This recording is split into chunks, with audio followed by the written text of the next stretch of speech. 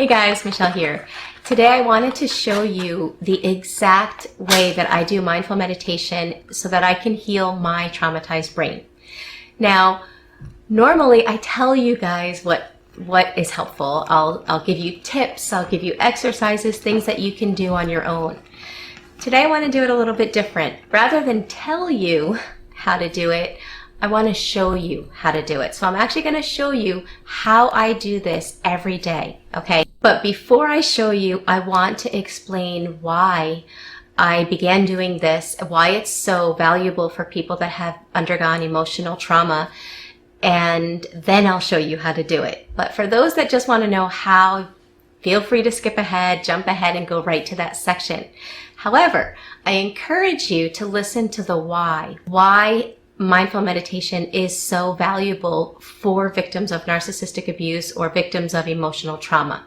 Because when we can understand why something is so important, why we should do it, then it's going to encourage us to make it a regular part of our life. And that's the only way that the information can really help us. Knowledge is power, but wisdom is the application of knowledge. But sometimes we don't apply because we don't see the values. So if you want to know why mindful meditation is so important for victims of emotional trauma, let's get started.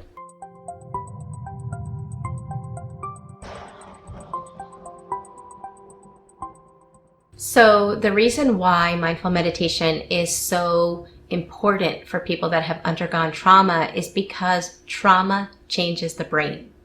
It's a fact, okay? And while there's the saying, time heals all wounds, that saying is true for many things, but it is not true with trauma. Time does not heal trauma. Trauma does not go away on its own. And that's one of the reasons why people that have been through emotional manipulation or narcissistic abuse, that's often why years can go by, decades. Sometimes I've had clients in my face-to-face practice that have been divorced and out of the toxic relationship for over 10 years, and they're still suffering the consequences or side effects of that abuse. And it's because trauma doesn't go away until we start doing things that allow it to go away. And this is one of them. So without going into a lot of neuroscience, I just want to explain what happens to our brain in a very simple way so that we can understand it, okay?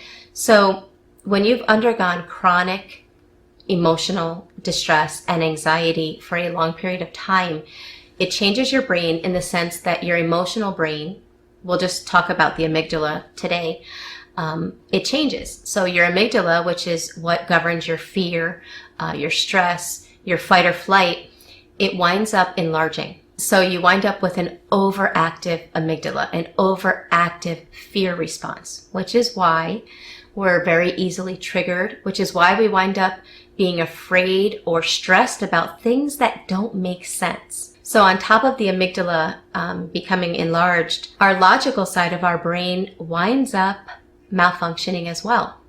And they're not communicating. Both sides of the brain should communicate effectively together, but they don't. So I'm going to illustrate what happens and how you can tell if your emotional side of your brain and your logical side of your brain are communicating well.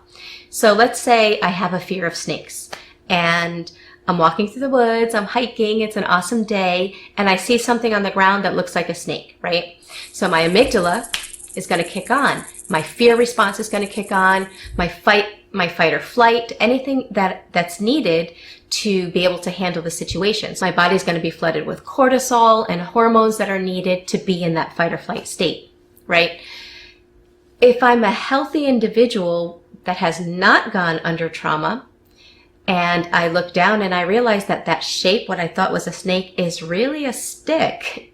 If my brain is functioning normally, my logical side's going to kick on and communicate with my emotional side and be like, hey, it's okay. It's just a stick. You're safe. You're good. And then my emotional side of the brain will slow down. The fight or flight will go away. The hormones stop flooding my body and homeostasis is established once again.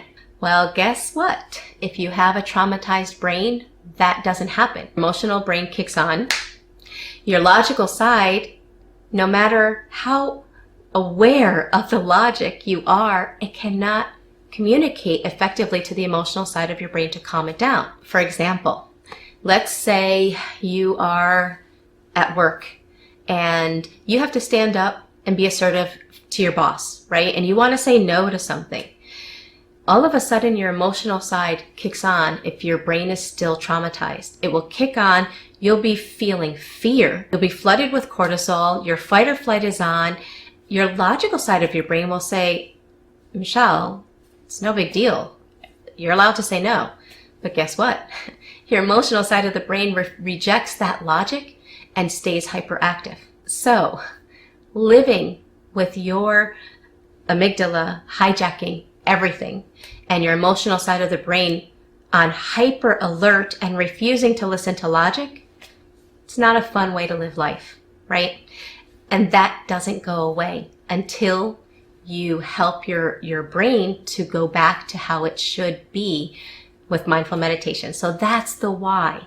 Thanks to neuroplasticity, our brain can go back to functioning how it should be. MRI scans have shown that after just 8 weeks of mindful meditation, the brain's fight or flight center, the amygdala, appears to shrink.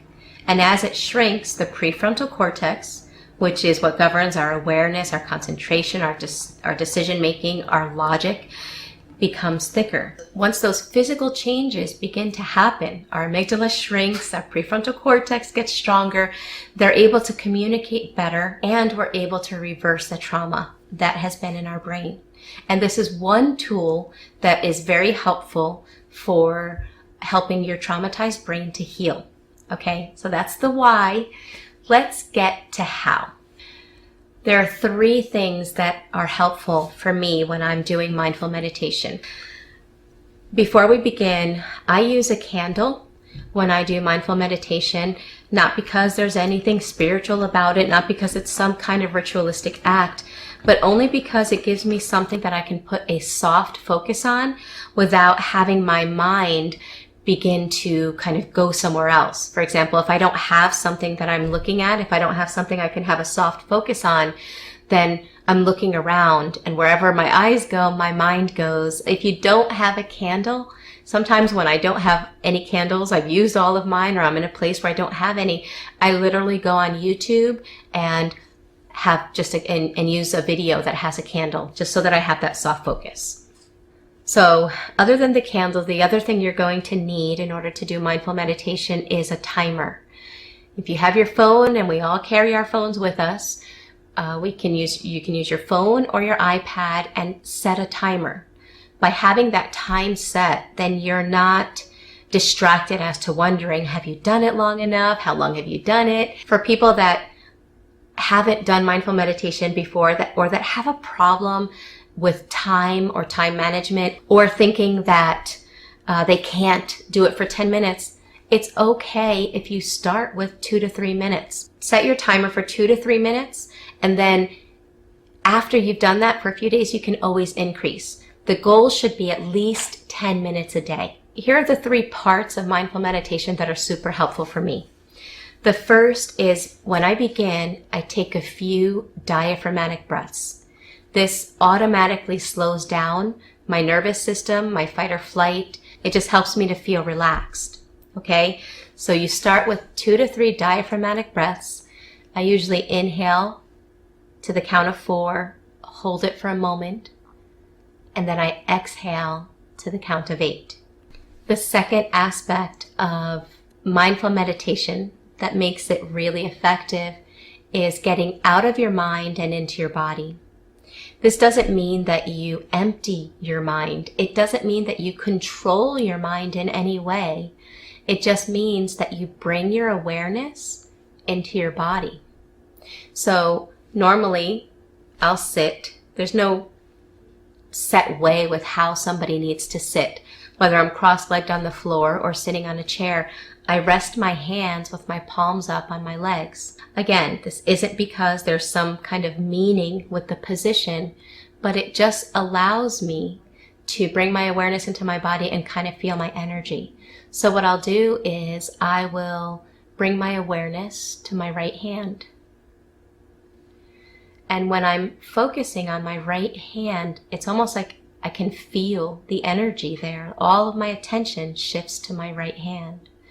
Once I feel that energy there, I shift my attention to the left hand, and I'll feel from my left hand. Just feeling inside of my body. I'll bring the awareness to my heart space as well.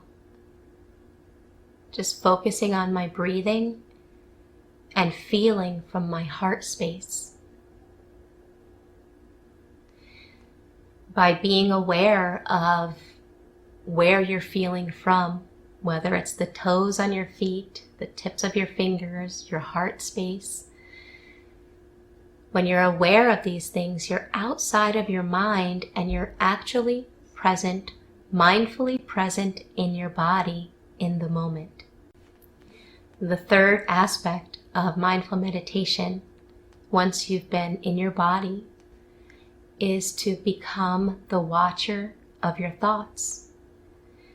When we're doing mindful meditation, we're not trying to control our thoughts. We're not even judging our thoughts as if they're good or bad. We're just aware of them. Once we notice them, it's almost like they're a bubble, right? That pops upon being noticed. We'll notice it. We'll notice the thought without labeling it or judging it. Sometimes when I notice the thought, I'll actually say that in my mind. Okay, well, that was the thought. There's a thought right there. And then I will bring my awareness back into my body. Focusing on our breathing helps as well. Following your breath in, down into your lungs, as your lungs fill with air, and then imagining that air going outside of your body as well. Focusing on your breathing and being in your body helps you to get back into your body each time you notice a thought. What happens is that creates space between our thoughts and who we are. Sometimes we think we are our thoughts, but our thoughts are just thoughts. We are the watcher of our thoughts. When we learn how to just notice our thoughts, we're able to feel more grounded within. So those are the three aspects of how I do mindful meditation. When I began making this a regular part of my life on a daily basis, it helped me to feel more calm. It taught me how to be present in my body, and it also lessened the intensity or strength that I gave to my thoughts. Because before, when my amygdala was hijacked, a thought would come into my mind and I would react as if that was reality. When really, it was just a thought, and it was my choice how I wanted to respond to that thought. So mindful meditation gave me that space to learn how to just watch my thoughts without allowing them to have full control. Now that you know how to do mindful meditation, I encourage you to make mindful meditation a regular part of your healing journey. After you do the mindful meditation, ask yourself, how do I feel? What is my anxiety level? Is there a